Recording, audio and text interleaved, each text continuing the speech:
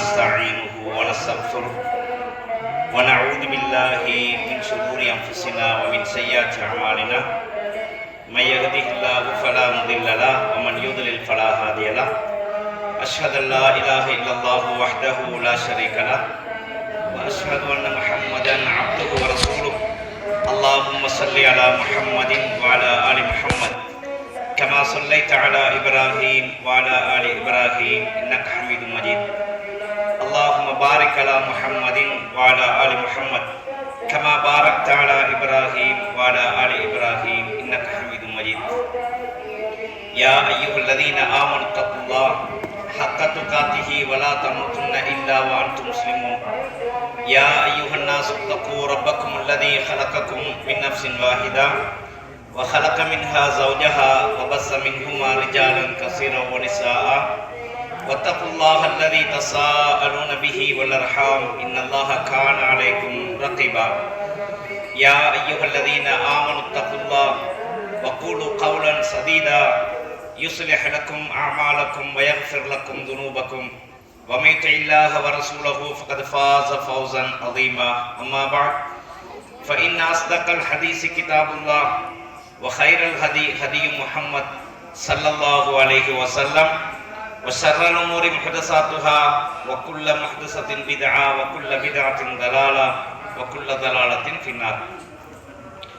அன்புக்குரிய இஸ்லாமிய சகோதரர்களே சகோதரிகளே, ரமலானின் தொடருரையிலே இன்று ஜனாசாவின் சட்டங்கள் என்ற தலைப்பிலே சில முக்கியமான இஸ்லாம் வழிகாட்டுகின்ற முக்கியமான சில அம்சங்களை தொடராக நாங்கள் பார்ப்போம்.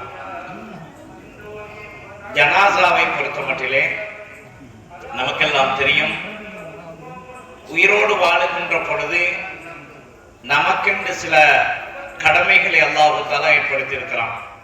ஒரு முஸ்லிம் இன்னொரு முஸ்லிமுக்கு செய்ய வேண்டிய கடமைகள் என்று அல்லாஹ் தஆலா சில கடமைகளை நமக்கு ஆக்கியிருக்கின்றான். அந்த கடமைகளை நாம் ஒவ்வொரு முஸ்லிமும் தனக்குள் செய்து கொள்ள வேண்டும் என்று நபிகளார் ஸல்லல்லாஹு அலைஹி வஸல்லம் அவர்கள் நம்மை பணிக்கிறார்கள். அப்படி பணிக்கப்பட்ட ஒரு செய்தியில் ஒன்றுதான் ஸஹீஹுல் புகாரியில் 1240 இலக்கத்தில் பதிவான செய்தி. அபூ ஹுரைரா ரலியல்லாஹு அன்ஹு அவர்கள் சொல்லுகிறார்கள், சமயத்து ரசூலுல்லாஹி ஸல்லல்லாஹு அலைஹி வஸல்லம் யகூல், நபிகளார் ஸல்லல்லாஹு அலைஹி வஸல்லம் அவர்கள் சொல்ல நான் கேட்டிருக்கிறேன், ஹக்குல் முஸ்லிமி அலல் முஸ்லிமி ஹம்சுன், ஒரு முஸ்லிம் இன்னொரு முஸ்லிமுக்கு செய்ய வேண்டிய கடமைகள் 5. சில அறிவிப்புகளில் 6 என்று வந்திருக்கிறது. இந்த அறிவிப்பிலே 5 என்று ரசூலுல்லாஹ் சொல்லுகிறார். ரத்து சலாமி, சலாம் சொன்னால் அவருக்கு பதில் கூறுவது. வஇயாதத்துல் மரீதி, ஒரு முஸ்லிம் நோய்வாய்ப்பட்டால் அவரை சென்று நோய் விசாரிப்பது. வத்திபாவுல் ஜனாயிஸ், அவர் மரணித்தால் அந்த ஜனாசாவை துயர்ந்து செல்வது. வஇஜாபத்து தஅவா, விருந்தோம்பலுக்காக அழைத்தால் அவருக்கு பதில் கொடுப்பது. வதஸ்மீத்துல் ஆதிஸ், அவர் தும்முகின்ற பொழுது அவர் தும்மலுக்கு துவா சென்றால் அதற்கு நாம் பதில் சொல்லுவது என்று ஸல்லல்லாஹு சொன்னார். இந்த 5 காரியங்களையும் ஒரு முஸ்லிம் பிற முஸ்லிமுக்கு செய்ய வேண்டும் என்று அல்லாஹ்வுடைய தூதர் சொல்லுகிறார். இந்த ஒரு முஸ்லிம் இன்னொரு முஸ்லிமுக்கு செய்ய வேண்டிய இந்த 5 கடமைகளில் ஒன்றாக ரசூலுல்லாஹ் இயாதத்துல் மரீதி, நோயாளியை நோய் விசாரிக்க வேண்டும் என்று சொன்னார்கள். அதே போன்று அவர் மரணித்தால் அவருடைய மரண சடங்கிலே கலந்து கொள்ள வேண்டும், அவருடைய ஜனாசாவை துயர வேண்டும் என்று ஸல்லல்லாஹு சொன்னார்கள். இந்த 2 முக்கியமான அம்சங்களையும் நம்முடைய வாழ்க்கையில் நாம் படித்திருக்க வேண்டும். ஜனாசாவுடைய விடயங்களிலே பலவிதமான செயல்பாடுகளும் பலவிதமான நடைமுறைகளும் செய்யப்படுவதை நாங்கள் பார்க்கிறோம். மார்க்கம் அனுமதிக்காத பல முறைகளும், மார்க்கம் அனுமதித்தாலும் கூட சில இடங்களில் சுன்னாவுக்கு மாற்றமான சில செயல்களை நாம் செய்து கொண்டிருக்கிறோம். இப்படிப்பட்ட விடயங்களை ஒன்றன் பின் ஒன்றாக நாம் முடிந்த அளவு தெரிந்து கொள்வோம்.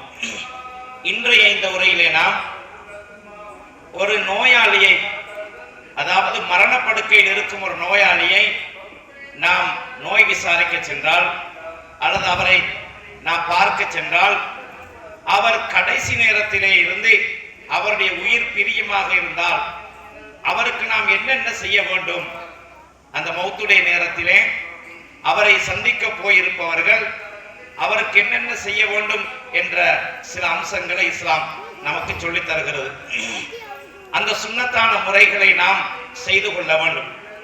அதாவது ஒரு ஜனாஸ், அதாவது நோய்வாய்ப்பட்டிருக்கின்ற மரணப்படுக்கையில் இருக்கின்ற ஒரு சகோதரனிடம் நாம் சென்றிருந்தால், அவர் உயிர் பிரியும் வேளையில் அவர் இருந்தால் அவருக்கு நாம் செய்ய வேண்டிய சில சுன்னத்தான ஒழுங்குமுறைகளை நபிகளார் ஸல்லல்லாஹு அலைஹி வஸல்லம் சொல்லி இருக்கிறார்கள். அதிலே முதலாவது விடயமாக தஸ்கீருஹு, அதாவது என்ன செய்ய வேண்டும் என்றால், மரணப்படுக்கையில் இருக்கின்ற மனிதன் அவர் யாருக்காவது கடன் கொடுக்க வேண்டி இருக்கலாம், அல்லது ஏதாவது யாருக்காவது கொடுக்க வேண்டும் என்று வசியத்து செய்வதற்கு நினைத்திருக்கலாம், அல்லது எதையாவது யாருக்காவது தான் உயிரோடு இருக்கும் பொழுது தர்மம் செய்திருக்கலாம், அது இன்னும் கொடுப்படாமல் இருந்திருக்கலாம். இப்படியான சில அம்சங்கள் அவரிடத்திலே தன் உள்ளத்திலே மறைத்து வைத்திருந்திருக்கலாம். இவற்றை பற்றி மரண வேளையில் அவரிடம் விசாரித்துக் கொள்வது அது சுன்னத்தான விடயம் என்பதை பின்வரக்கூடிய ஹதீஸ் நமக்கு காட்டுவதை நாங்கள் பார்க்கிறோம்.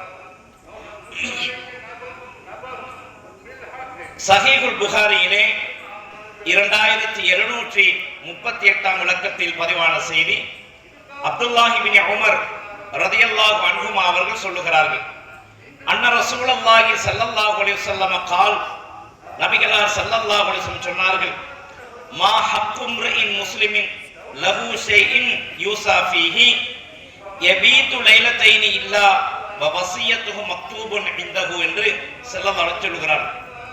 ஒரு மனிதன், ஒரு முஸ்லிமான ஒரு மனிதன் எதையாவது ஒன்றை வசியத்து செய்ய வேண்டும் என்று நினைத்தால், அப்படி எண்ணிக்கொண்டு அவர் என்ன செய்கிறார், அதை எழுதி தன்னிடம் வைத்துக் கொள்ளாமல், எழுதாமல் 2 இரவுகளை அவர் கழிப்பது அவருக்கு தகுதியானதாக மாறமாட்டாது, அவருக்கு பொருத்தமானதாக அது மாறமாட்டாது என்று அல்லாஹ்வுடைய தூதர் ஸல்லல்லாஹு அலைஹி சொல்கிறார்.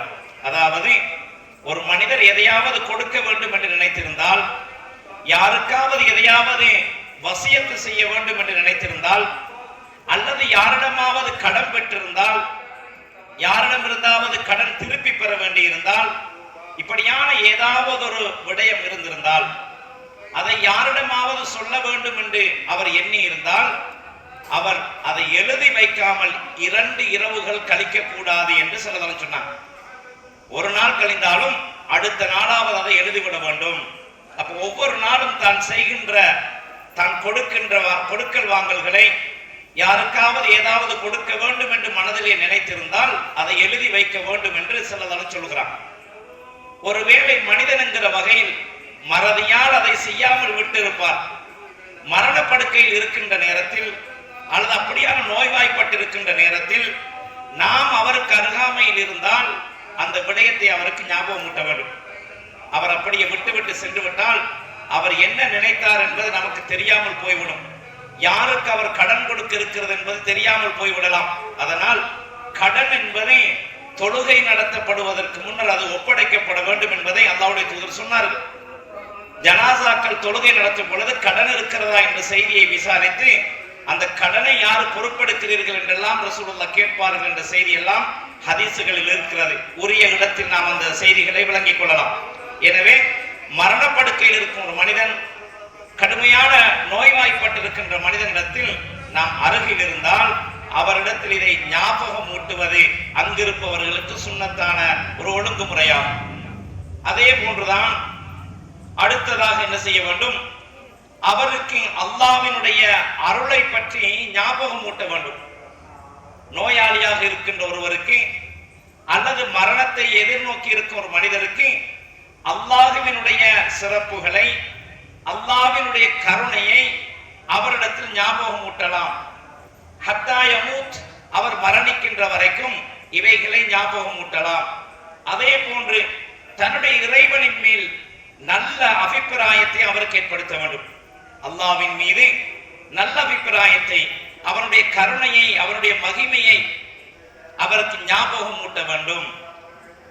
ஏனென்றால் நபிகளார் ஸல்லல்லாஹு அலைஹி வஸல்லம் சொல்லுகிறார்கள், சஹீஹ் முஸ்லிமிலே 2877 இலக்கத்தில் பதிவான செய்தி, ஜாபிர் ரலியல்லாஹு அன்ஹு அவர்கள் சொல்லுகிறார்கள், சமிஅத்து நபிய ஸல்லல்லாஹு அலைஹி வஸல்லம் யகூல், நபிகளார் ஸல்லல்லாஹு அலைஹி வஸல்லம் அவர்கள் சொல்ல நான் கேட்டிருக்கிறேன், கபல வஃபாத்திஹி பிஸலாசின், அல்லாஹ்வுடைய தூதர் மரணிப்பதற்கு 3 தினங்களுக்கு முன்னால் இந்த செய்தி எனக்கு சொல்ல நான் கேட்டிருக்கிறேன். அப்ப அல்லாஹ்வுடைய தூதர் மரணிப்பதற்கு 3 தினங்களுக்கு முன்னர் இந்த செய்தியை சொன்னார்களாம். லா யமூதன்ன அஹதுக்கும் இல்லா வஹுவ யுஹ்சினு பில்லாஹி அல்லன்ன, எந்த ஒரு மூமினாக இருந்தாலும் மனிதராக இருந்தாலும் தான் மரணிக்கின்ற பொழுது அல்லாஹ்வை பற்றிய நல்லெண்ணம் இல்லாமல் மரணிக்க வேண்டாம். அப்ப நல்லெண்ணத்தோடு மரணிக்க வேண்டும். அல்லாஹ்வை பற்றிய நல்ல எண்ணங்கள் உள்ளத்தில் இருக்க வேண்டும். அல்லாஹ்வை பற்றிய மகிமைகளை, அல்லாஹ்வினுடைய அன்பை, கருணையை, அவன் மூமின்களுக்கு செய்கின்ற அருளை, மரண வேளையிலே மரணத்துக்கு பின்னால் அல்லாஹ் தனக்கு அடிபணிந்தவர்களுக்கு என்னென்ன அருள்களை எல்லாம் செய்கிறான், எப்படியான கிருபை உள்ளவனாக இருக்கிறான், பாவங்கள் குற்றங்கள் தவறுகளை செய்தாலும் எப்படிப்பட்ட தவறையும் அல்லாஹ் மன்னிப்பவனாக இருக்கிறான் என்று அல்லாஹ்வின் மீது நல்லெண்ணத்தை என்ன செய்ய வேண்டும், உருவாக்கி கொள்ள வேண்டும். எந்த ஒரு முஸ்லிமாக இருந்தாலும் லா யமூதன்ன அஹதுக்கும், உங்களில் எவரும் அல்லாஹ்வை கொண்டு நல்லெண்ணம் இல்லாத நிலையில் மரணித்து விட வேண்டாம். அப்ப இந்த எண்ணத்தை நோய்வாய்ப்பட்டிருக்கின்ற மனிதனுக்கு, நோயினால் பாதிக்கப்பட்டிருக்கின்ற மனிதனுக்கு அல்லாஹ்வை பற்றிய நல்லெண்ணத்தை ஏற்படுத்துகின்ற விதமாக அவருக்கு சில அல்லாஹ்வின் சிறப்புகளை, அல்லாஹ்வின் கருணையை பற்றி பேசுவது சிறப்புக்குரியது. ஒரு மரண படுக்கையில் இருப்பவருக்கு செய்யக்கூடிய ஒழுங்குமுறைகளில் ஒன்று என்பதை நாங்கள் பார்க்கிறோம். அதே போன்று சஹீஹுல் புகாரியிலே 6507 இலக்கத்தில் பதிவான செய்தி, உபாதா பின் சாமித் ரலியல்லாஹு அன்ஹு அவர்கள் சொல்லுகிறார்கள், அண்ணன் நபிய ஸல்லல்லாஹு அலைஹி வஸல்லம் கால், நபிகளார் ஸல்லல்லாஹு அலைஹி வஸல்லம் அவர்கள் சொன்னார்கள், மன் அஹப்ப லிகா அல்லாஹ், எவர் அல்லாஹ்வை சந்திக்க விரும்புகிறாரோ, அஹப்பல்லாஹு லிகாஹு, அவரை சந்திக்க அல்லாஹ்வும் விரும்புகிறார்.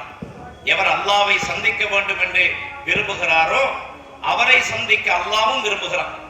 வமன் கரிஹ லிகா அல்லாஹ், அல்லாஹ்வின் சந்திப்பை யார் வெறுக்கின்றாரோ, கரிஹல்லாஹு லிகாஹு, அவனை சந்திப்பதை அல்லாஹ்வை வெறுக்கிறான்.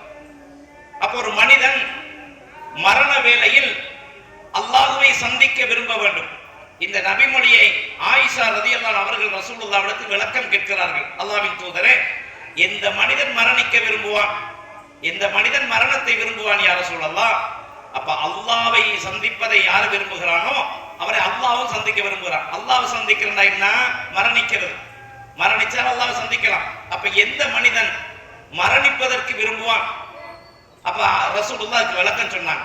அதனுடைய அர்த்தம் என்னவென்று சொன்னால், மரண படுக்கையில் ஒரு மனிதன் இருக்கும் பொழுது அவன் அல்லாஹ்வினால் அந்த நல்ல மனிதனாக இருந்தால், உலகத்திலே நல்லறங்களை செய்து அல்லாஹ்வுக்கு வழிபட்ட ஒரு இறை பக்தனாக இந்த உலகத்தில் வாழ்ந்திருந்தால், நல்லறங்களை செய்து நன்மைகளை சேகரித்தவனாக அவன் மரணிக்கும் நிலையிலே அவனுக்கு மலக்குகளால் நற்செய்தி சொல்லப்படுகிறது.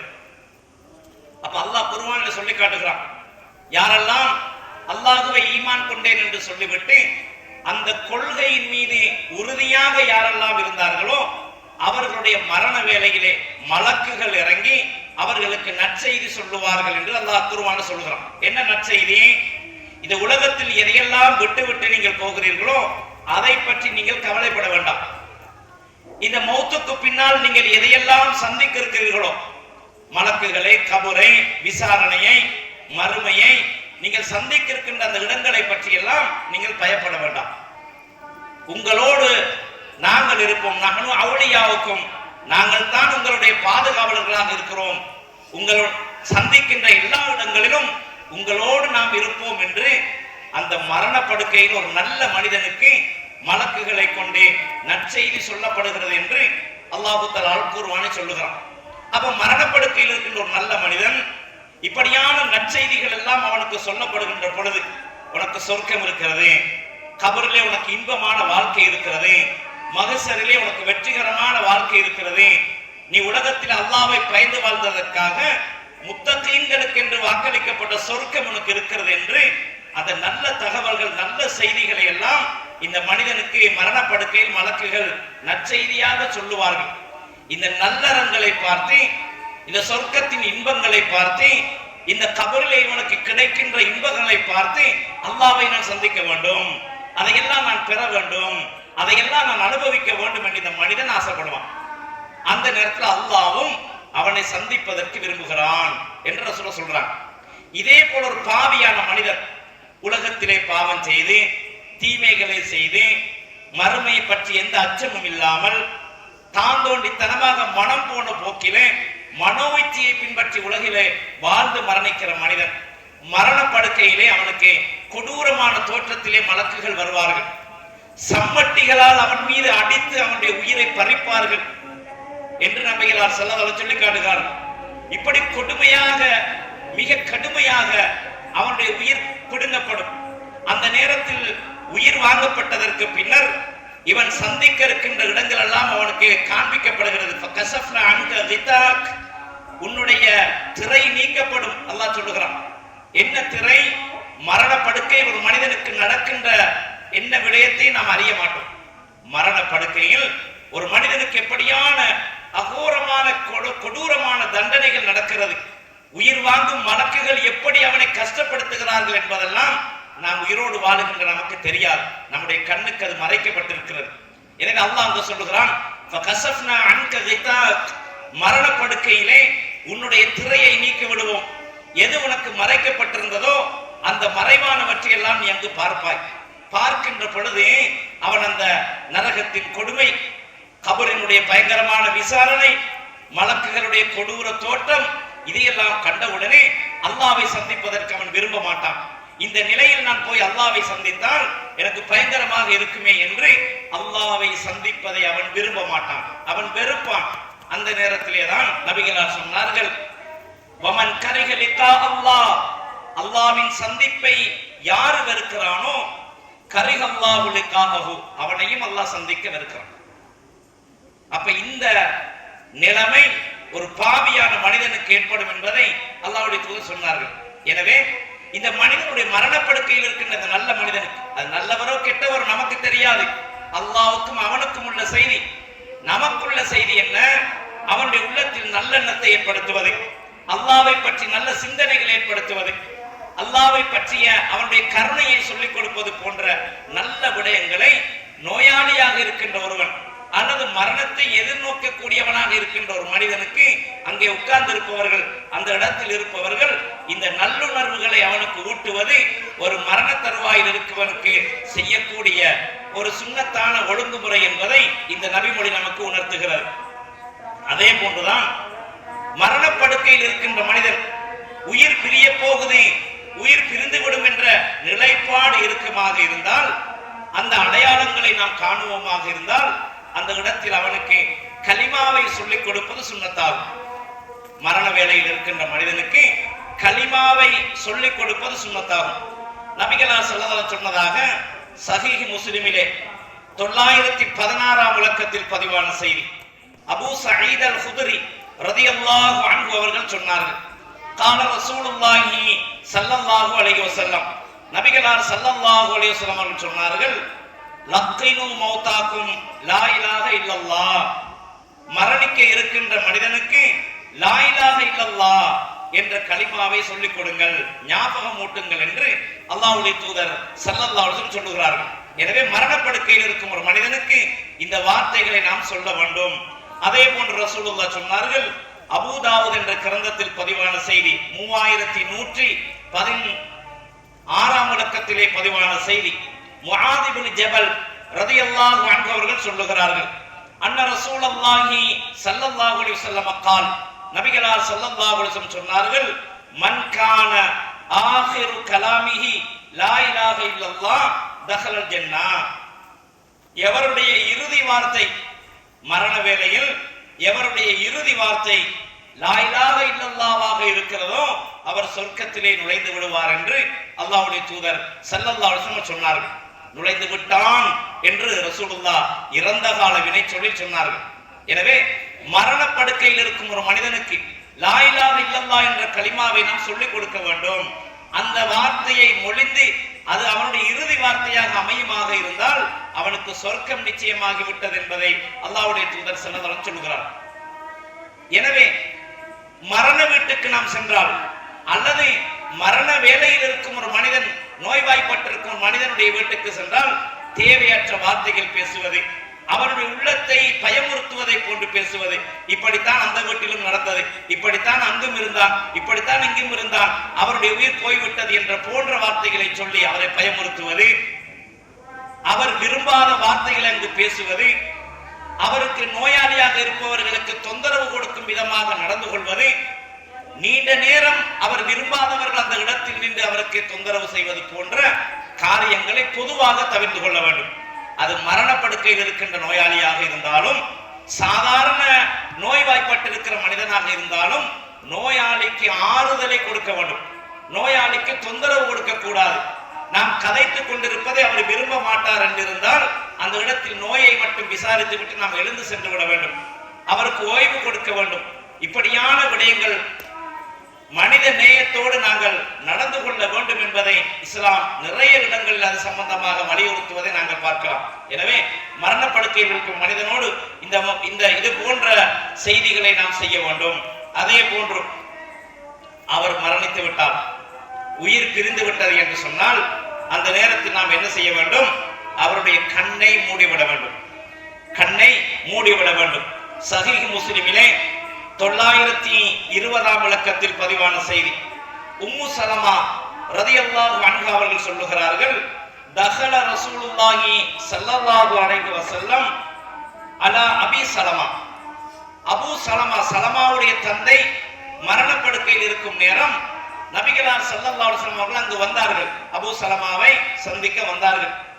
வகது ஷக்க பஸருஹு, அவருடைய உயிர் பிரிந்து அவருடைய கண் பார்வை, கண் திறந்து இருந்தது, கண் மூடப்படாமல் அவருடைய கண் பார்வைகள் திறந்திருந்தன. ஃபஅக்மலஹு, அந்த கண்கள் இரண்டையும் ரசூலுல்லாஹ் மூடிவிட்டார்கள். எப்பொழுதுமே சில ஜனாசாக்கள், சில மனிதர்கள் தங்களுடைய கண்களை மூடிக்கொண்டே உயிர் பிரிந்துவிடும், சிலருடைய பார்வைகள் திறந்து கொண்டே இருக்கும், அது மூடிப்படாது. சில நேரம் சுகமீனமாக இருந்து கண்கள் திறக்காமலே பல நாட்கள் இருந்திருப்பார்கள், மரண வேளையில் திறந்து விடுவார்கள். அது அப்படியே திறந்த நிலையிலே அந்த கண் பார்வை இருக்கும். அந்த கண்ணை நாங்கள் என்ன செய்ய வேண்டும்? மூடிவிட வேண்டும். அதைத்தான் ரசூலுல்லாஹ் அபூ சலமா ரலியல்லாஹு அவர்களுடைய மரண வேளையில் வந்து பார்க்கிறார்கள். அபூ சலமாவுடைய இரண்டு கண்களும் திறக்கப்பட்ட நிலையில் இருக்கின்றன, ரசூலுல்லாஹ் மூடிவிட்டார்கள். அது ஏன் திறக்கப்பட்டிருக்கின்றன? ஒரு ஜனாசாவின் கண் ஏன் திறந்திருக்கிறது என்பதை அல்லாஹ்வுடைய தூதர் சொன்னார்கள். ஏன் திறந்திருக்கிறது என்றால், இன்ன ரூஹ இதா குபில தபியகுல் பஸர், ஒரு மனிதனுடைய உயிர் எடுக்கப்பட்டு விட்டால் அந்த உயிர் பிரிந்து போவதை அவருடைய பார்வை பார்த்து கொண்டிருக்கும். அன்பு சகோதரர்களே, தன்னுடைய உயிர் எடுக்கப்படுகிறது, அது மலக்குகளால் கொண்டு செல்லப்படுகிறது என்பதை அந்த மனிதன் அவனுடைய பார்வையினால் பார்த்து கொண்டிருக்கிறார் என்று அல்லாஹ்வுடைய தூதர் சொன்னார்கள். இன்ன ரூஹ இதா குபில, உயிர் கைப்பற்றப்பட்டு விட்டால் தபியகுல் பஸரு, அந்த உயிரையே அவனுடைய பார்வை பார்க்கிறது என்றார்கள். அதனால் தான் ஜனாசாக்களுடைய பார்வை மேல் நோக்கியதாக இருப்பதை நாங்கள் பார்க்கலாம். அப்படி இருக்கும், ஆனால் நாங்கள் என்ன செய்ய வேண்டும்? அதை மூடிவிட வேண்டும். என்றால் அந்த ஜனாசாவை வந்து பார்ப்பவர்களுக்கு அது ஒரு பயங்கரத்தை ஏற்படுத்தலாம். சிலர் அதை பார்ப்பதனால் பயந்து விடுவார்கள், அல்லது பார்க்கும் பொழுது அந்த நிலையில் அந்த ஜனாசா இருந்தால் அது ஒரு பார்ப்பவர்களுக்கு வெறுப்பை அது ஊட்டும், ஒரு அசிங்கமான தோற்றமாக இருக்கும். அதனால் அதை மூடிவிட வேண்டும், அந்த கண்ணை மூடிவிட வேண்டும். அதற்கு பின்னர் அல்லாஹ்வுடைய தூதர் அந்த ஜனாசாவுக்காக துஆ செய்தார்கள். கண்களை மூடிவிட்டு அந்த ஜனாசாவுக்காக துஆ செய்தார்கள். அன்பு சகோதரர்களே, ஒரு மனிதன் மரணித்து விட்டால் அவனுக்கு நாம் இறுதியாக செய்கின்ற மிகப்பெரிய ஒரு விடயம் என்னவென்றால் பிரார்த்தனை தான். அவர் அடுத்த நிமிடம் விசாரிக்கப்பட போகிறார். கபரிலே அடக்கப்பட்டு விட்டால் மலக்குகளால் விசாரணை நடக்கிறது. உலகத்திலே அவர் செய்ய வேண்டிய காரியங்கள் எல்லாம் முடிந்து விட்டது. இனிமேல் எந்த ஒரு நல்லறத்தையும் அவரால் செய்ய முடியாது.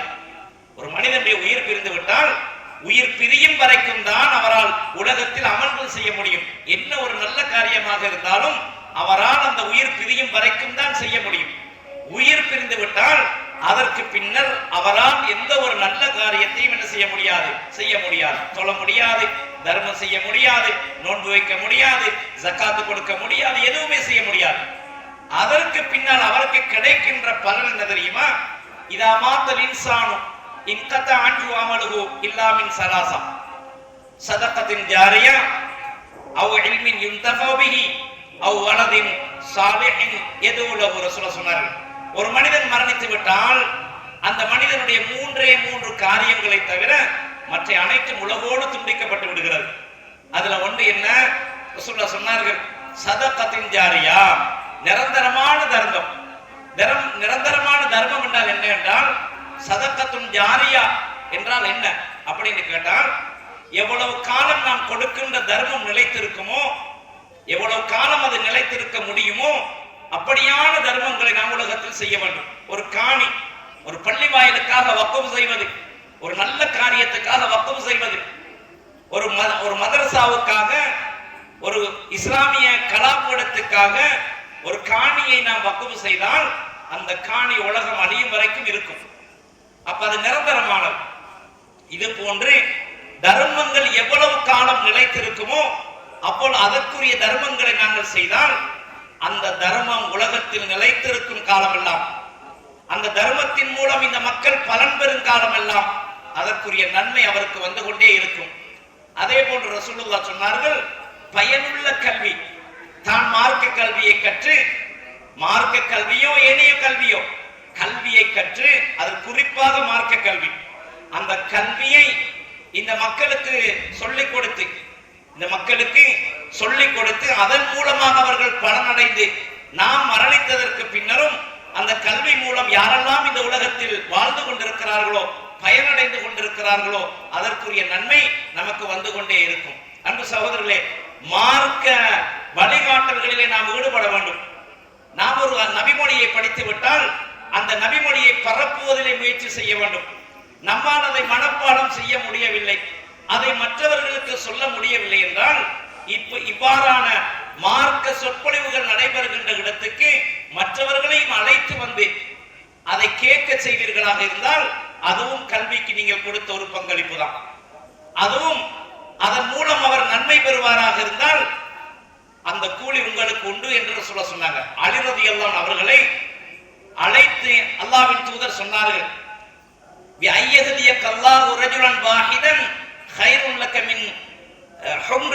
என்று ரசூலுல்லாஹ் சொன்னார்கள். அலி ரலியல்லாஹு சொன்னார்கள், உன் மூலமாக ஒரு மனிதனுக்கு நேர்வழி கிடைக்குமாக இருந்தால் செந்நிற ஒட்டகை இருப்பதை விட உனக்கு மேலானது. சிவப்பு நிற ஒட்டகை என்பது அல்லாஹ்வுடைய தூதருடைய காலத்தில் மிக பெருமதியான ஒரு சொத்தாக அவர்களிடத்தில் இருந்தது.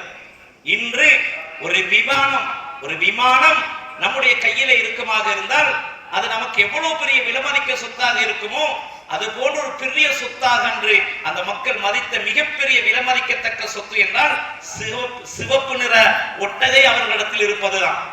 அப்ப அலி ரலியல்லாஹு அன்ஹு ரசூலுல்லாஹ் சொல்றாங்க, ஒரு மனிதனிடத்திலே அன்று செந்நிற ஒட்டகை இருக்குமாக இருந்தால் எவ்வளவு பெரிய பணக்காரனோ, எவ்வளவு பெரிய உயர்ந்தவனோ அதை விட சிறந்தது உலகத்தில் ஒரு மனிதனுக்கு உன்மூலம் நேர்வழி கிடைப்பது என்று சொன்னார். அப்ப நாம் ஒவ்வொருவரும் சிந்திக்க வேண்டும், நம்முடைய வாழ்க்கையில் யாருக்காவது நான் ஒரு நேர்வழியை காட்டி இருக்கிறேனா?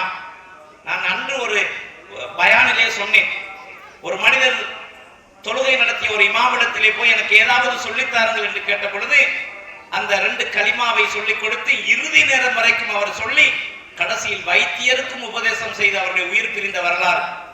இப்படியான நிலைமைகளை நாமும் ஏற்படுத்த வேண்டும். இப்படியான நல்ல நிகழ்ச்சிகள், மார்க்க சொற்பொழிவுகள், மார்க்க உபன்யாசங்கள் நடக்கின்ற இடத்திலே, மார்க்க போதனைகள் நடக்கின்ற இடத்திலே நம்மால் முடிந்த அளவு மற்றவர்களுக்கும் நேர்வழி கிடைக்கட்டும், அதன் மூலம் எனக்கு நன்மை கிடைக்கட்டும் என்று ஒருவரையாவது நாம் அழைத்து வர வேண்டும். ஒவ்வொரு நாளும் வருகின்ற பொழுது ஒருவராவது நாம் என்ன செய்ய வேண்டும்? அழைத்து வருவோமாக இருந்தால், நாம் கூட்டி வந்த காரணத்தினால் அவருக்கு ஒரு நேர்வழி கிடைக்குமாக இருந்தால் நிச்சயமாக நாமும் அலி ரலியல்லாஹு அவர்களுக்கு ரசூலுல்லாஹ் சொன்ன நன்மையை அடைந்தவர்களாக இருப்போம் என்பதில் எந்த விதமான சந்தேகமும் கிடையாது. எனவே நாங்கள் மற்றவர்களுக்கு பயனுள்ளவர்களாக நடந்து கொள்ள வேண்டும்.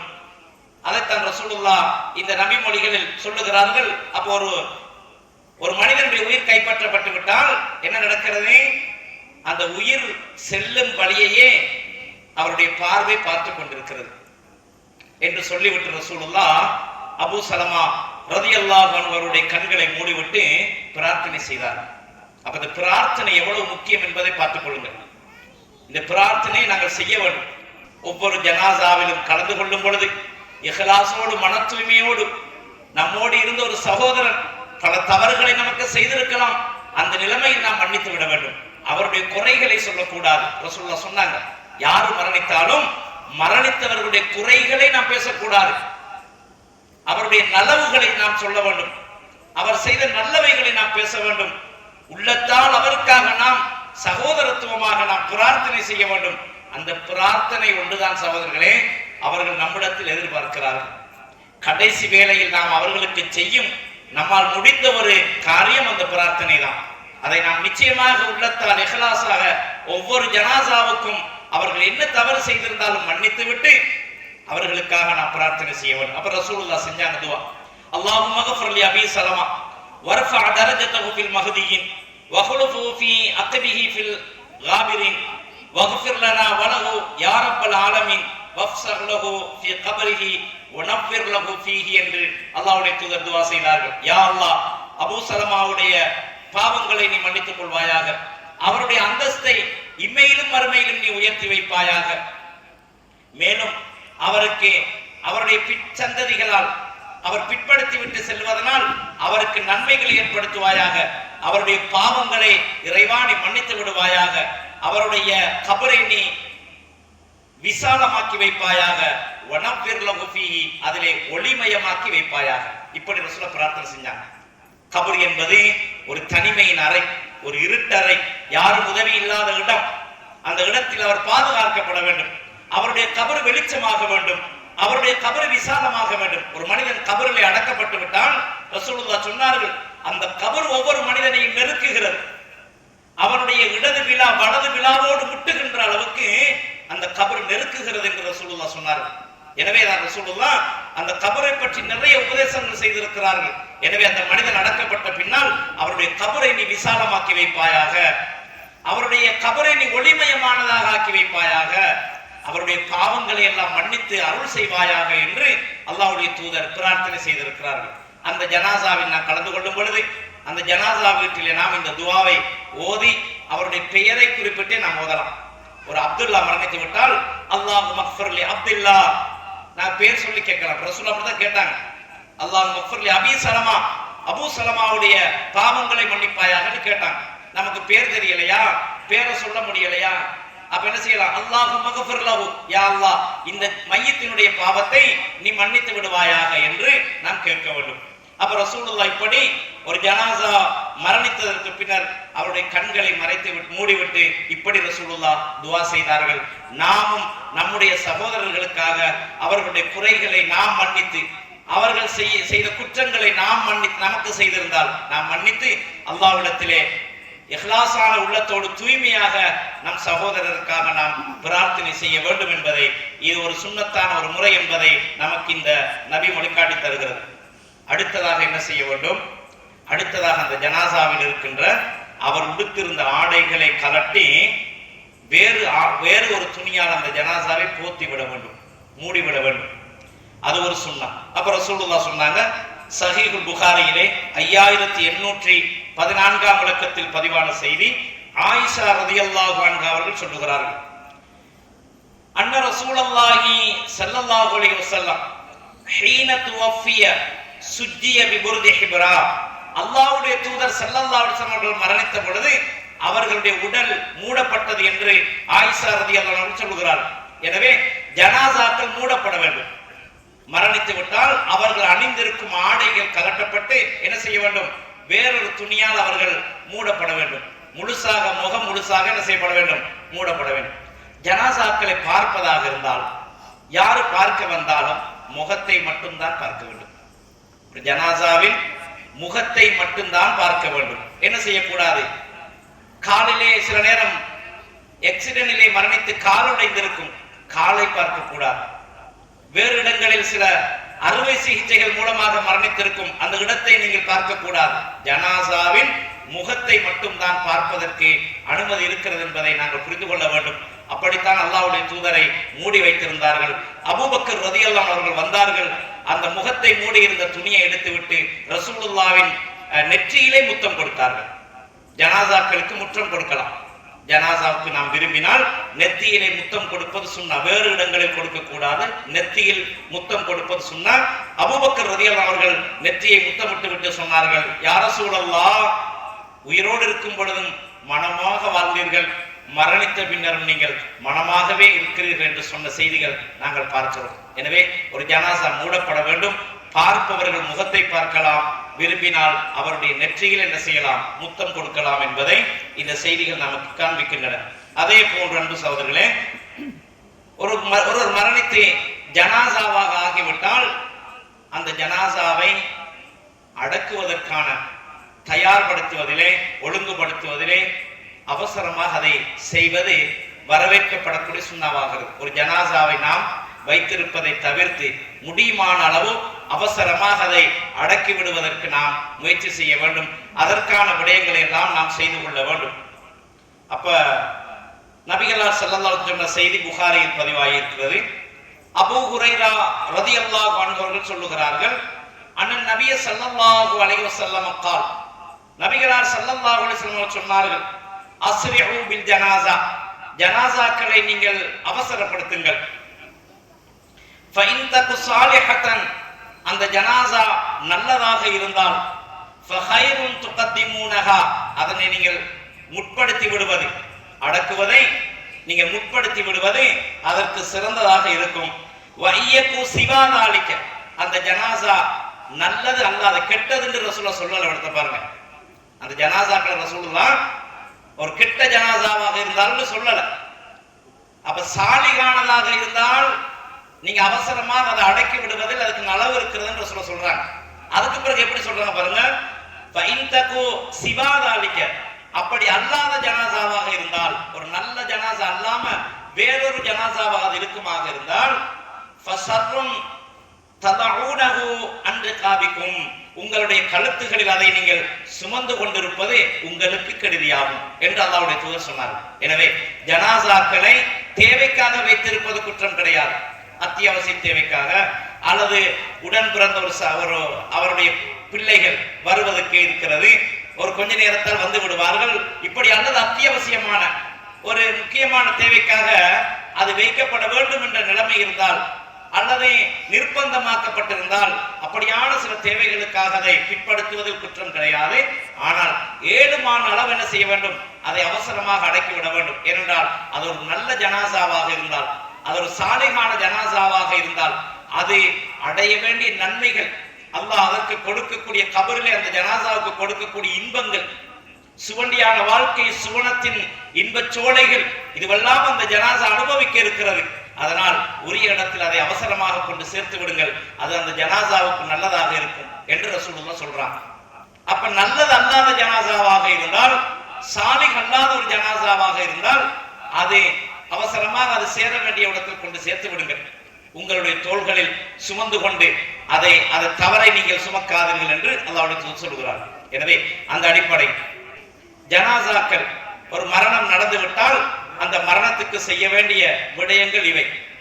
இவற்றை நம்மால் முடிந்த அளவு அவசரமாக அதை செய்வதும், அந்த ஜனாசாவுக்காக ஏழுமான அளவு நம்மால் எந்த அளவு முடியும் அந்த அளவு பிரார்த்தனைகளை ஜனாசாவுக்காக செய்து கொள்வதும் நமக்கு அல்லாஹ்வுடைய தூதரினால் காட்டப்பட்ட நல்ல வழிகள், அது ஒழுக்க முறைகள், சுன்னத்தான விடயங்கள் என்பதை நாங்கள் புரிந்து கொள்வோம்.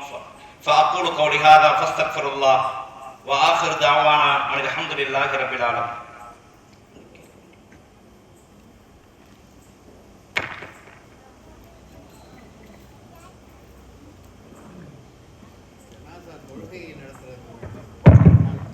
நாளைக்கு அந்த தலைப்பு தொடர்ந்து அந்த கழிவு, அதாவது தாய் தகப்பனுக்கு எப்படி அந்த தான தர்மம் செய்யணும்னு சொல்லி நன்மைகள் செய்யறோம்.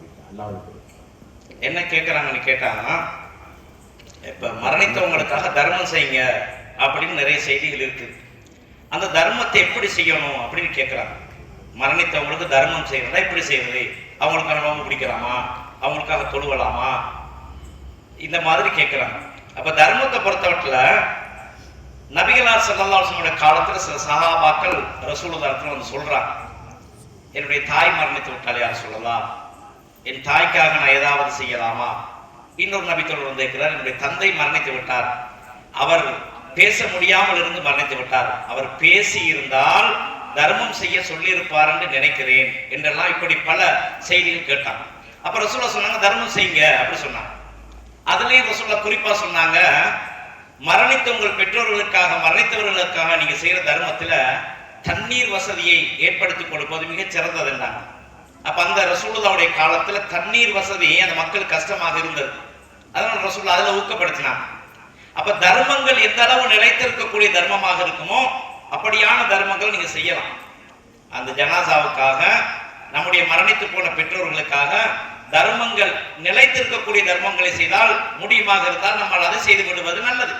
அல்லது வேறு தர்மங்கள் நம்மால் எது செய்ய முடியுமோ அந்த தர்மங்களை செய்யலாம். ஆனால் தொழுகை, நோன்பு இது போன்றவைகளை நாம் பிடித்து தொழுது அவர்களுக்கு அனுப்ப முடியாது, அதுக்கு எந்த ஆதாரமும் கிடையாது. இப்ப நோன்பு பொறுத்த மட்டும் ஒன்று செய்யலாம். என்னன்னு கேட்டா, ஒருவர் நோன்பு ஃபர்லான நிலையில அந்த நோன்பை என்ன செய்தாரு, விட்டுட்டாரு, ஒரு பிரயாணத்துக்காக விட்டாரு அல்லது ஏதோ ஒரு காரணத்துக்காக நோன்பை விட்டாரு, கலா செய்யறதுக்கு முன்னால மூத்தாயிட்டாரு. இப்ப நீங்க அந்த நோன்பை கலா செய்யலாம்.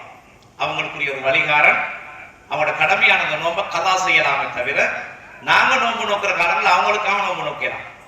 இப்ப ஒரு சுண்ணத்தான நோன்பு நோக்க போறோம், எனக்கும் சேர்த்து அடுத்த நாளைக்கு எங்க தாய்க்கு அப்படி பிடிக்கலாம். அதே போல என்ன செய்யலாம், தொழுவை இல்லாத அவங்களுக்காக தர்மங்கள் செய்யலாம்.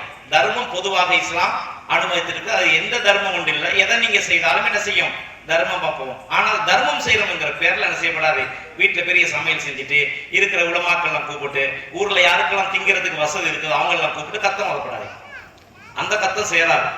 இமாம் ஷாஃபி ரஹ்மத்துல்லாஹ் அந்த அல் குர்ஆனுடைய வசனத்துக்கு அழகாக விளக்கம் சொன்னார். வஅல்லைஸ லில் இன்சானி இல்லா மா ஸஅ வ அன்ன ஸஅயஹு ஸௌஃப யுரா என்ற வசனத்துக்கு இமாம் ஷாஃபி அழகாக விளக்கம் சொன்னாங்க. என்னன்னு கேட்டா, ஒரு மனிதன் அல் குர்ஆனை ஓதி தன் மரணித்தவர்களுக்காக ஹதியா செய்தால் அது அவர்களுக்கு சேராது. அப்ப அவங்களுக்கு கேட்கிற துவா மட்டும்தான் போகுமே தவிர அந்த மாதிரியான ஒரு இதை செய்யலான்றாங்க. ஒரு சில அறிஞர்கள்ட்ட கருத்து வேறுபாடு இருந்தாலும் கூட அந்த அல் குர்ஆனுடைய வசனத்துக்கு இமாம் ஷாஃபி ரஹ்மத்துல்லாஹ் அந்த விளக்கம் தான் சொல்றாங்க. அதனால தர்மங்கள் என்பதை என்ன செய்யலாம், நீங்க யாருக்கு பசித்தவங்களுக்கு உணவு கொடுக்கலாம் அல்லது வேறாவது கொடுக்கலாம். ஆனா கொடுக்கிற நேரத்தில் எனக்கு துவா செய்யுங்க, எங்க தாய்க்கு துவா செய்யுங்கன்னு கேட்கக்கூடாது. ஏன்னா நீ கொடுத்த தர்மத்துக்கு ஒரு கூலியை நீங்க அவங்ககிட்ட எதிர்பார்க்கிற மாதிரி போகும். உங்க மனசுல அந்த நீயத்தை வச்சு கூட நீங்க கொடுக்கலாம். அவங்ககிட்ட போய் என்ன செய்யப்படாது, இந்த தர்மம் தந்திருக்கிறேன் எங்க தாய்க்கு துவா செய்யுங்க அல்லது எனக்கு துவா செய்யுங்க இப்படி கேட்கப்படாது. இமாம் இப்னு தைமியா ரஹ்மத்துல்லாஹ் பல ஆதாரங்களை சொல்லிவிட்டு இப்படி கேட்பது தவறு என்று சொல்லுகிறார்கள். எனவே ஒரு காரியத்தை செய்துவிட்டு அதுக்கு நாம் ஒரு பிரதி உபகாரம் எதிர்பார்க்க கூடாது. எதை கொடுக்கும் பொழுது என்ன எதிர்பார்க்க வேணும், என் தாய்க்கு இந்த நன்மை சேரணும், என் தாய்க்காக அப்படி கொடுக்கலாம். ரசூலுல்லாஹ் காலத்துல நிறைய கொடுத்ததற்கான சஹீஹான ஹதீஸ்கள் இருக்குங்க. வேற வலைக்கம்.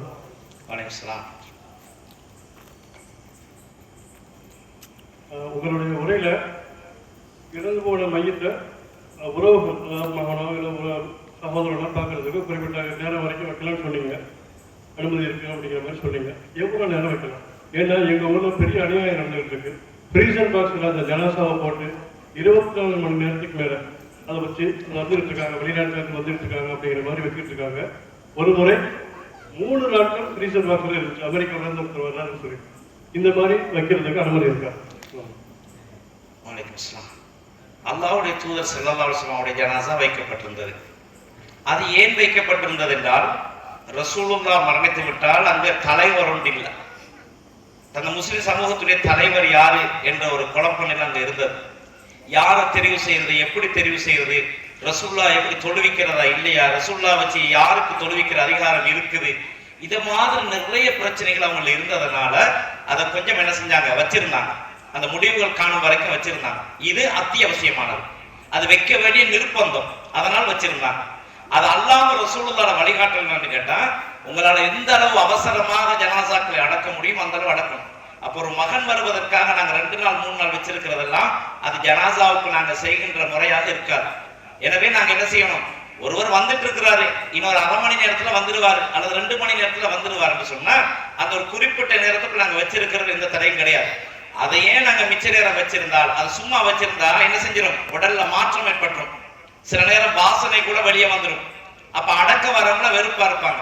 அதை விட்டு நாங்க என்ன செய்யறது, அந்த ஜனாசாவை பாதுகாக்க வேண்டிய குளிர்பட்டிகளில் வச்சிருந்தாலும் கூட அது நமக்கு அனுமதி கிடையாதுங்கிறது விளங்கணும். முன்னுக்கு நான் சொன்ன ஹதீஸ்ல வந்த செய்தி என்னது, ஒரு ஜனாசா அது உரிய இடத்துக்கு போய் சேர்த்துருங்க. ஒரு சாலிகான ஜனாசாவாக இருந்தால் அது அடைய வேண்டிய எவ்வளவு நலவுகள் இருக்கிறது, எனக்கு அவசரமாக அதை கொண்டு சேர்த்துருங்க. அதுவே ஒரு சாலிக் அல்லாத ஜனாசாவா இருந்தா கூட உங்க தோல்லையே வச்சு சுமக்குறீங்க, அதுல உங்களுக்கு தவறு இருக்கிறது, கெடுதி இருக்கிறதுன்னு சொல்லி எச்சரிக்கிறாங்களா. அதனால நாங்க என்ன செய்யணும் கேட்டா, நாங்க தீர்மானிக்கணும் ஒரு ஜனாசாவை, ஒரு மரணித்த உடலை எவ்வளவு நேரம் வச்சிருக்கலாம், வச்சிருக்க வானாண்டுதான் இஸ்லாம் சொல்லுது. அதற்குரிய வழிகளை எல்லாம் அவசரமா செய்யணும். யாரோ வெளிநாட்டிலிருந்து வருவதற்காக ஜனாசா வைத்திருக்கிற உரிமை எல்லாம் கிடையாது. அதனால என்ன செய்யலாம், ஒருவர் வந்துட்டு இருக்கிறாரு, வந்து சேர்ந்துருவார், 2 மணி நேரம் 3 மணி நேரம் சேர்ந்துருவார் என்றால் அதை கொஞ்சம் வச்சிருக்கிற தடை கிடையாது. அது அல்லாத ஆகப்பெரிய நிர்பந்தம் நான் சொன்னது என்னன்னு கேட்டா, ஏதோ ஒரு பிரச்சனையில மௌத்தாயிட்டு நாங்க அடக்கிட்டோம்னு சொன்னா பிறகு அதை தோண்ட வேண்டிய நிலையெல்லாம் ஏற்பட்டுரும். இப்படியான பின்னுக்கு பிரச்சனைகள் இருக்குது என்றால் ஒரு நிர்பந்த நிலை இருக்குது என்றால் வச்சுட்டு இருக்கிறது குற்றம் இல்லை. அது அல்லாம நாங்க என்ன செய்யணும், ஜனாசாவை உரிய மரணித்து ஒரு சில மணி நேரங்களுக்குள் அடக்கிக் கொள்வதுதான் இஸ்லாம் காட்டுகின்ற வழி என்பதை நாங்கள் புரிந்து கொள்ள வேண்டும்.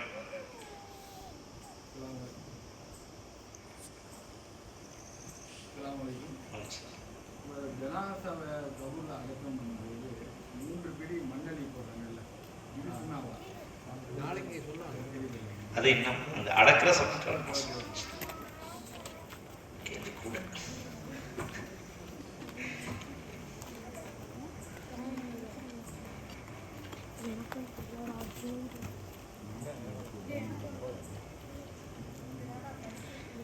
ஒரு கேள்வி கேட்டிருக்கிறாங்க.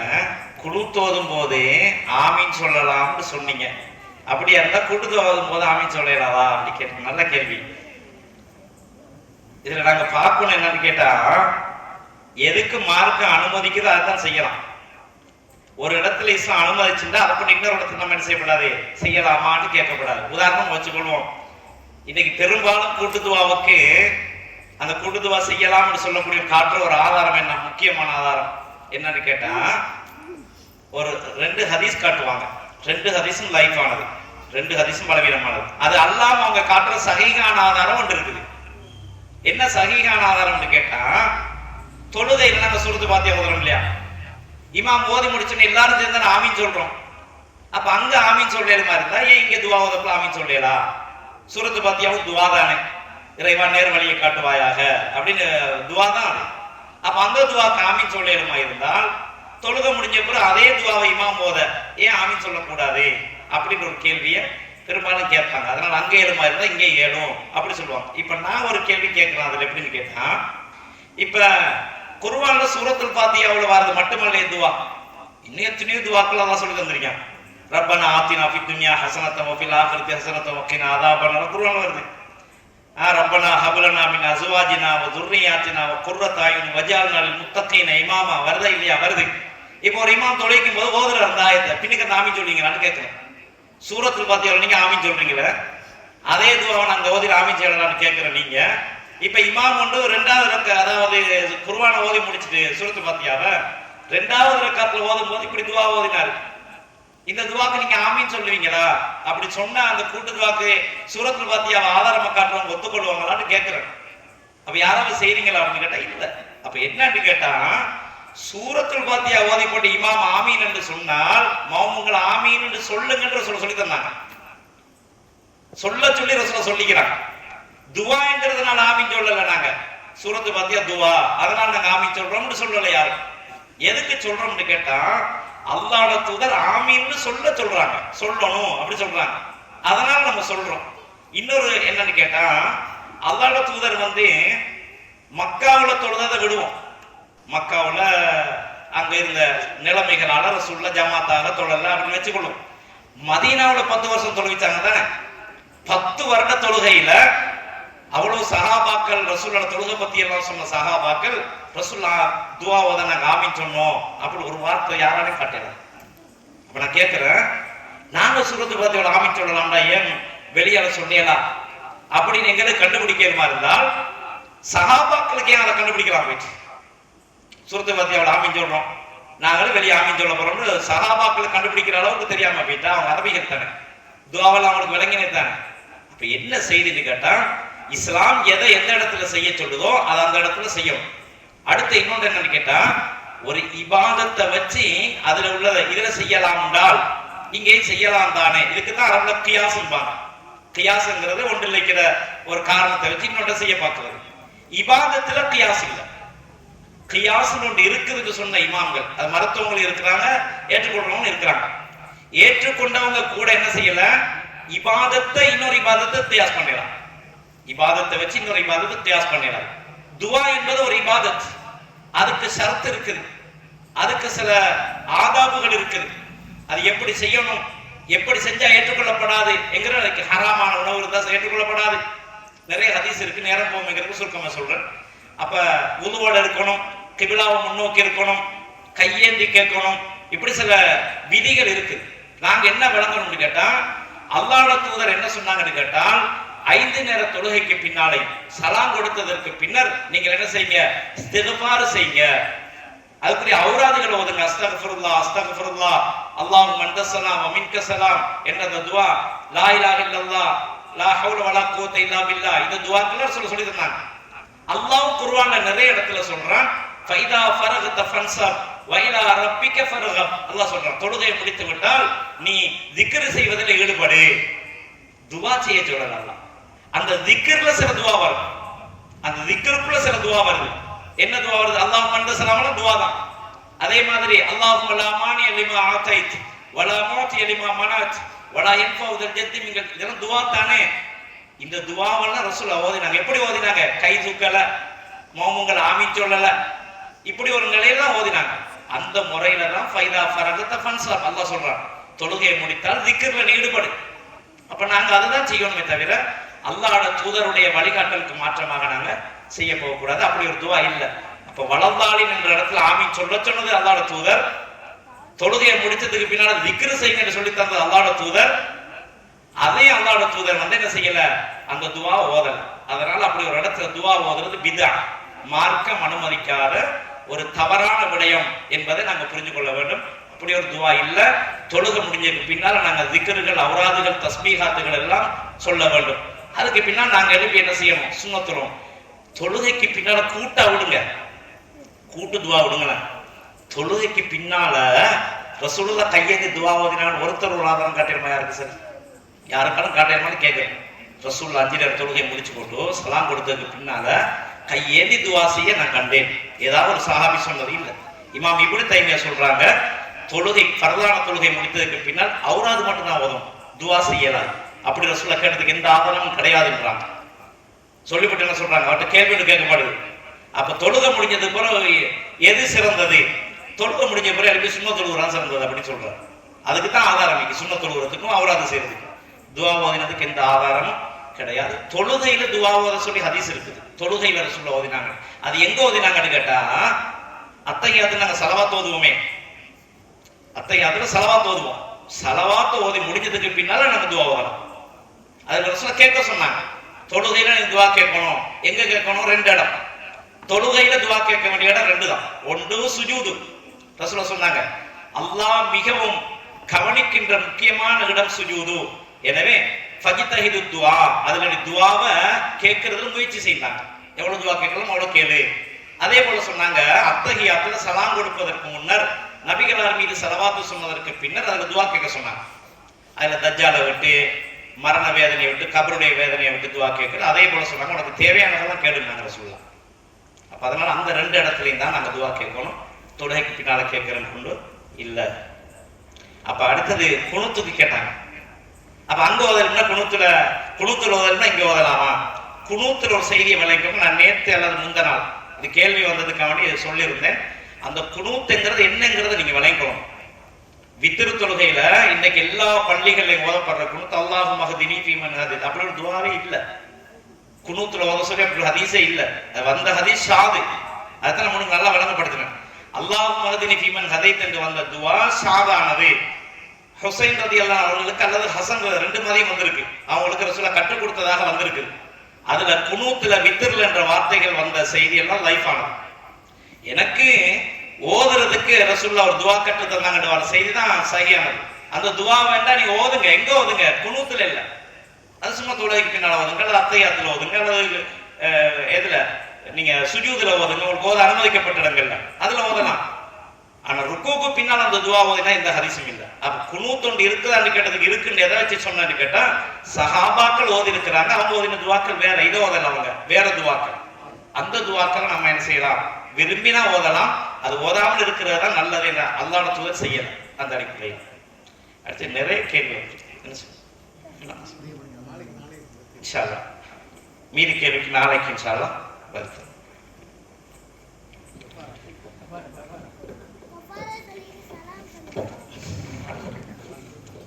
சுப்ஹானக அல்லாஹும்ம வ பிஹம்திக அஷ்ஹது அன் லா இலாஹ இல்லா அன்த அஸ்தக்ஃபிருக வ அத்தூபு இலைக். கலாம் சொல்ல சொல்றான். அஸ்ஸலாமு அலைக்கும்.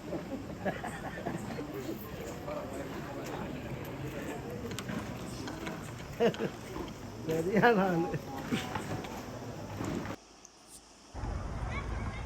அஸ்ஸலாமு அலைக்கும் வரஹ்மத்துல்லாஹி வரகாத்துஹு. மன்சூர் காக்கா நல்லா இருக்கீங்களா? ஒரு சின்ன செய்தி என்னென்னா, யூடியூப் சேனல் உங்களுடைய க்ரியேட்டிவிட்டி சேனலை நான் தொடர்ந்து வாட்ச் பண்ணுறேன். அல்ஹம்துலில்லாஹ், ரொம்ப சந்தோஷம். தொடர்ந்து நிறைய வீடியோக்களை எடுங்க, பதிவு பண்ணுங்கள். இதில் என்னென்னா, குடும்பங்களை எல்லாம் நம்ம சந்திக்கிறோம், இது மூலமாக உறவினர்கள் எல்லாம் பார்க்குறோம். நம்ம பிள்ளைங்களுக்கெல்லாம் இதை அறிமுகப்படுத்தி வைக்கிறோம் அவங்கள யூடியூப்பில். இவங்க தான் இன்னார் தான் இன்னார் அப்படின்னு சொல்லிட்டு. அதனால் நிறைய பேருக்கு வந்து அதில் அதிருப்தி இருக்கலாம், என்னடா இவர் ஒரு வீடியோ கேமரா எடுத்துகிட்டு இருக்காரு அப்படின்னு சொல்லிட்டு. இதில் என்ன ஒரு பெரிய விஷயம்னு சொன்னோன்னா, நம்ம குடும்பங்களை வந்து நம்ம தெரிஞ்சுக்கிறதுல இது ஒரு பெரிய ப்ளஸ்ஸு. நம்ம மாதிரி வெளிநாட்டில் வாழ்கிறவங்களுக்கு நல்ல விஷயங்களை, கல்யாணங்கள் எல்லாம் சந்திக்காத பார்க்காத இதுக்கு இது ஒரு திருப்தியாக இருக்குது. தொடர்ந்து இன்ஷா அல்லாஹ் இதில் ஈடுபடுங்க, எங்களுடைய சப்போர்ட் உங்களுக்கு இருக்குது.